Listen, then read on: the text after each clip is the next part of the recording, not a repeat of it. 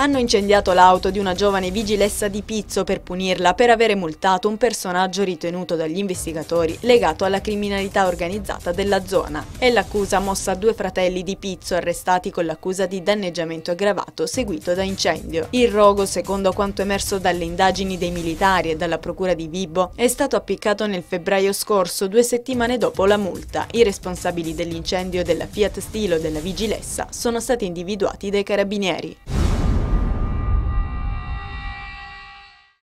È partito il progetto Start Cup Calabria 2012, arrivato quest'anno alla 4ª edizione. L'iniziativa, promossa da TechNest, incubatore di idee dell'Unical e di consulting, ha preso il via con Bar Camper dall'11 fino al 20 giugno prossimo. Si tratta di un tour in camper nelle 5 province calabresi per raccogliere le idee di impresa sotto forma di video e interviste. L'intento è quello di aiutare alla prima focalizzazione dell'idea e allo sviluppo del concept di prodotto. Saranno poi selezionate 20 idee di impresa che saranno ammesse alla Tech Week.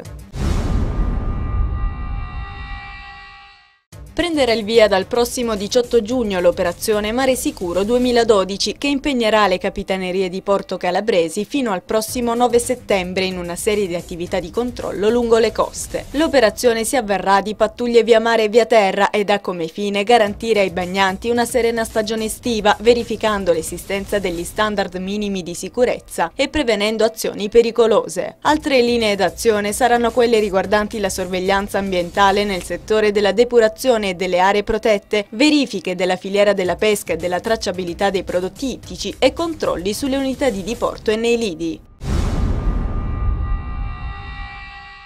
Applausi a scena aperta per la compagnia di balletto Skanderberg e gli attori e cantanti della scuola d'arte Mirella Castriota, che martedì sera ha debuttato a Cosenza col musical Il Re Leone. La commedia musicale, ispirata all'omonimo film della Walt Disney Company del Lion King con le musiche di Elton John, ha entusiasmato il pubblico che non ha resistito ad intonare con i cantanti la celebre Hakuna Matata. La bellezza dei costumi e la bravura dei giovani e talentuosi attori e cantanti, diretti dalla regista e coreografa Patrizia Castriota e dall'attore Luca Ziccarelli, sono stati gli elementi essenziali di uno spettacolo eccellente che ha regalato 2 ore di ottima musica al numeroso pubblico presente al Teatro Rendano.